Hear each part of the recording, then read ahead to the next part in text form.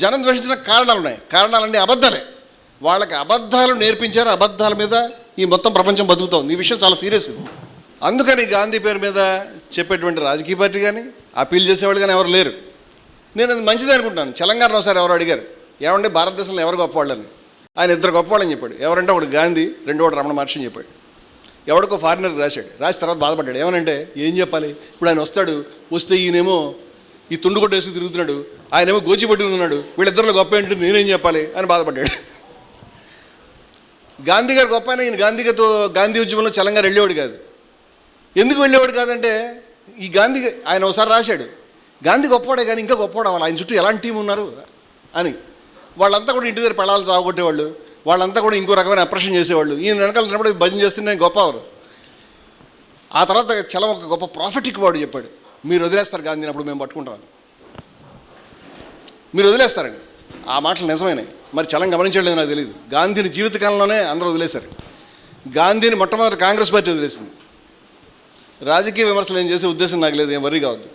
Congress party ఇది కాదు, ఆ రోజున్న కాంగ్రెస్ పార్టీ. గాంధీకి తెలియకుండా దేశాన్ని విభజించారు. గాంధీకి ఎవరు చెప్పలే, మోసం చేశారు. ఆయన సొంత అనుయాయులు చీట్ చేశారు. చిట్ట చివరికి కోట్ల మంది ప్రజలను నడిపినటువంటి మనిషికి ఆయన వెనకాల 10-20 మంది లేరు ఆయన నౌకాలు వెళ్ళేటప్పుడు. అయినా వెళ్ళాడు. ఎందుకంటే you have to stand against the whole world అని చెప్పాడు ఆయన. చెప్పాడు ఆ మాట చదివి దిగ్భ్రాంతి చెందాను నేను పదే విజయవాడలో మాట రాసేవాడిని. ఎవడో చెప్పలే.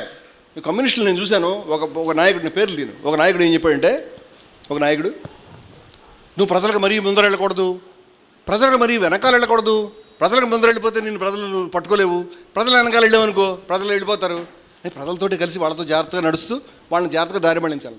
ఇదంతా పెద్ద కన్సిప్రసీలో ఉంది. కానీ గాంధీ ఇట్లా చెప్పలే. ప్రజలు ఏమంటారు సంబంధం లేదు, ఇండియా ఏమంటుంది అక్కర్లేదు, ప్రపంచం ఎవరికి అక్కర్లేదు, నువ్వు సత్యానికి నిలబడాలి. You have to stand against the whole world although you may have to stand alone. ఒక్కడే నిలబడాల్సి వచ్చినా యావత్ ప్రపంచాన్ని ధిక్కరించి నిలబడాలి. అది ఎవరు చెప్పారు? నీ ప్రపంచం, నీ తల్లి, నీ తండ్రి, నీ పిల్లలు, నీ భార్య, ఎవరు లేకపోయినా సరే you have to stare in to the eyes of the whole world. యావత్ ప్రపంచపు కళ్ళలోకి నువ్వు తేరిపారా చూడాలి. Although the world may stare at you with bloodshot eyes. ప్రపంచపు క్రోధారుడ నేత్రాలతో నీ వంక ఇలా చూస్తున్నా సరే నువ్వు నిశ్చలంగా, నువ్వు నమ్ముకున్న సత్యాన్ని నీ వెనకాల నువ్వు అలా నిలబడి చూడాలి. ఎవడు చెప్పాడు ఈ మాట? వివేకానందుడు చెప్పాడు. తెలుసా, మీరు ఆశ్చర్యపోతారు. కత్తి వాదనకు ఎదురు నిలబడగలుగుతావు అని చెప్పాడు. నాకు తెలిసి వాయిస్లన్నీ వాళ్ళకి కలుస్తాయి.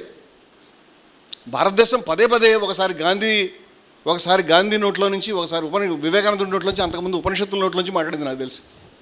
వీళ్ళంతా దాటి వెళ్ళిన వాళ్ళు. వీళ్ళు అలాగే మాట్లాడతారు. వీళ్ళు చాలా ఆశ్చర్యకరంగా మాట్లాడతారు.